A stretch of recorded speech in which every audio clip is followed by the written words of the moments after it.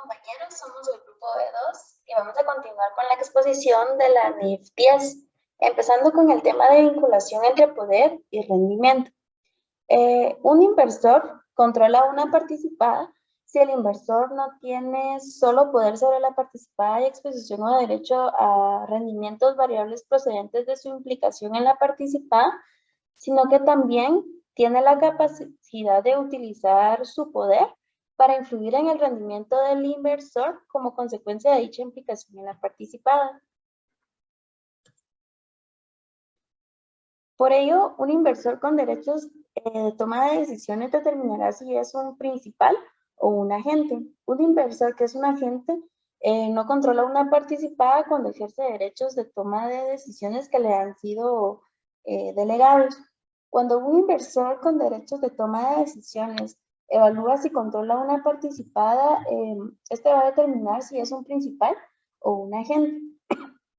Un inversor también va a determinar si otra entidad con derechos de toma de decisiones está actuando como un agente de tal inversor. Un agente es una parte dedicada principalmente a actuar en nombre y a beneficio de otra, es decir, del principal.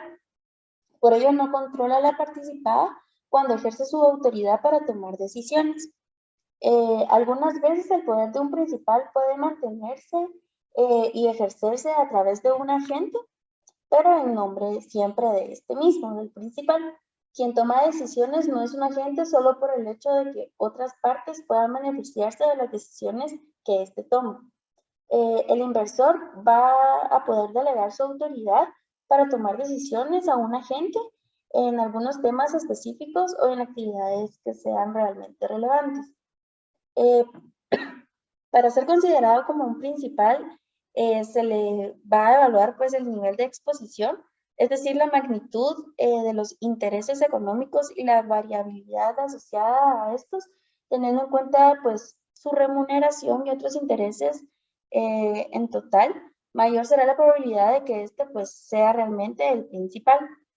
En cuanto a la remuneración, cuanto mayor sea la magnitud de la remuneración de quien toma las decisiones, y la variabilidad asociada con esta, relacionada con los rendimientos que tenga la participada, mayor será la probabilidad de que quien estamos hablando sea el principal.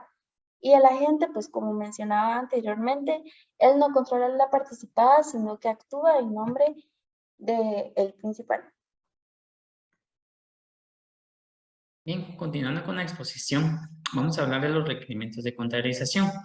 Se dice que una controladora en la consolidación de sus estados financieros debe utilizar políticas contables uniformes o políticas contables homogéneas. Esto ya que al momento de combinar partidas similares, compensar el importe en libro de la inversión o eliminar la totalidad de operaciones intragrupo. Cuando hablamos de operaciones intragrupo, estamos hablando de aquellas cuentas relacionadas, como son cuentas por cobrar, cuentas por pagar, inventarios, todas aquellas cuentas relacionadas que pueden estar entre sus activos, sus pasivos, sus ingresos o los gastos. El inicio de la consolidación. Sé que la controladora, en este caso, que es la inversor, consolidará la información desde el momento en la que obtenga el control sobre la participada y esta cesará en el momento en el que la controladora pierda el control sobre la participada. Cuando hablamos de políticas contables uniformes, estamos refiriendo que al momento de la consolidación, la controladora y la subsidiaria deben tener políticas contables similares para que la información pueda integrarse de una mejor manera. Pero existe a veces la posibilidad de la que subsidiaria que tenga políticas contables diferentes. Cuando se den estos casos, la subsidiaria debe de realizar los ajustes correspondientes para que sus políticas contables tengan congruencia. En este caso, ya la controladora podrá consolidar la información. Cuando hablamos de la medición, dice que la controladora debe de incluir en la medición los ingresos y gastos de la subsidiaria desde la fecha en la que tuvo el control. También debe tener en cuenta las cuentas que están relacionadas entre sí, los activos, los gastos, los pasivos, los ingresos, como lo es propiedad, planta y equipo y su depreciación. Hay activos o hay cuentas que tienen consigo derechos de votos potenciales, pero cuando suceda eso, La norma nos establece que este voto potencial se determinará únicamente sobre la base de las participaciones en las propiedades existentes. Cuando vamos a ver la fecha de presentación, al momento de consolidar la información, lo ideal es de que la controladora y la subsidiaria presenten su información en la misma fecha para poder consolidar. Pero existe la posibilidad de que no se tenga la información en las mismas fechas. En ese caso, la controladora tomará de la subsidiaria la información financiera más reciente al momento de su consolidación. Continuando con la exposición, vamos a platicar un poco de las participaciones no controladas. Pues la controladora en esta parte deberá de presentar todas aquellas participaciones no controladas en el estado de situación financiera dentro del patrimonio, pero de forma separada pues, del patrimonio de los propietarios.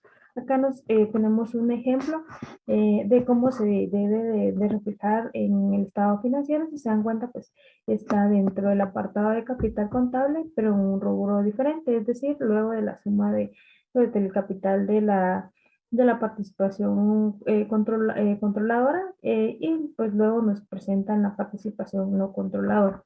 La participación no controladora, pues también una entidad atribuirá al el estado resultado del periodo y cada componente de otro resultado integral pues a los propietarios de la controladora y a las participaciones no controladas. Esto lo hará la entidad porque también pues en el resultado integral total a los propietarios de la controladora y a las participaciones no controladoras.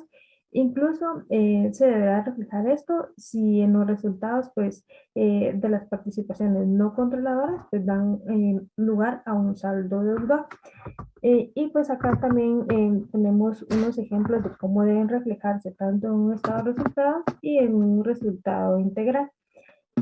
También pues los cambios en la proporción mantenida por las participaciones no controladoras. En esta parte pues cuando cambie la proporción del patrimonio mantenido por las participaciones no controladoras, pues una entidad deberá de ajustar los importes en libros de las participaciones pues, controladoras y las no controladoras, esto para reflejar pues, los cambios en las participaciones relativas en la subsidiaria. Y también pues la entidad deberá reconocer directamente en el patrimonio aquella diferencia entre el importe por el que se ajustan las participaciones no controladoras y el valor razonable pues de la contraprestación pagada o recibida o atribuida a los propietarios de la controladora. Buenas noches, licenciado. Buenas noches, compañeros. Pues dando el seguimiento al tema de la norma, vamos a ver sobre la pérdida de control. Puntualmente, hablamos sobre la pérdida de control en el tema de una subsidiaria. En esa parte, pues la norma de primera instancia nos dice que la entidad deberá dar de baja todos aquellos activos o pasivos que se vean reflejados en los estados financieros consolidados de la subsidiaria que se pierde el control, ¿verdad? Obviamente creo que esta parte es importante que se refleje, ¿verdad? Por el mismo hecho de que ya no tiene un control sobre la misma. También nos habla de que en un momento también la entidad puede reconocer cualquier inversión conservada en la antigua subsidiaria, es decir, la que pierde el control, y posteriormente contabilizará dicha inversión y los importes que la misma refleje. Acá nos habla la norma de que esto va a ser acorde o se podría aplicar la NIF que corresponde, ¿verdad? Pero también nos hace la salvedad que en el reconocimiento inicial la inversión se debe reconocer al valor razonable. Eso significa no. Y otro tema es que cuando se liquide, digamos, o el tema de la pérdida de control sobre subsidiaria, puede existir algún tema de ganancia o pérdida. Esto también se debe reconocer para la entidad. Muchas gracias. Determinación de si una entidad es una entidad de inversión. Una controladora determinará si es una entidad de inversión cuando obtiene fondos de uno o más inversores. Cuando se compromete con sus inversores a que su propósito de negocio sea únicamente la inversión de fondos para obtener rendimientos. Una entidad considerará si tiene las características típicas siguientes de una entidad de inversión. Cuando tiene más de una inversión, cuando tiene más de un inversor, cuando cuenta con inversores que no son partes relacionadas de la entidad, cuando tiene participaciones en la propiedad en forma de patrimonio. Una controladora evaluará nuevamente si es una entidad de inversión cuando existen cambios en los elementos de una entidad de inversión. Y cuando una controladora que deja de ser una entidad de inversión debe contabilizar el cambio en su estatus de forma prospectiva. Entidades de inversión, excepción a la consolidación. Una entidad de inversión no consolidará sus subsidiarias cuando obtengan el control de otra entidad. En su lugar, medirán la inversión al valor razonable con cambios en resultados. Si una entidad de inversión tiene una subsidiaria que no es de inversión, pero presta servicios de actividades de inversión, deberá consolidar según esta NIF y también de acuerdo a la NIF 13. Una controladora de una entidad de inversión consolidará todas las entidades que controla, a menos que la controladora sea entidad de inversión. Muchas gracias por su atención. Feliz noche.